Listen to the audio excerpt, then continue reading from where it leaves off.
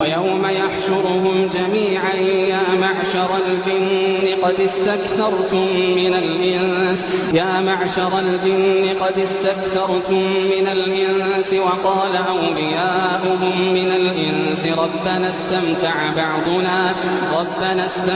بعضنا ببعض وبلغنا أجلنا الذي أجلت لنا قال النار مثواكم خالدين فيها إلا ما شاء الله إن ربك حكيم عليم. وكذلك نولي بعض الظالمين بعضا بما كانوا يكسبون.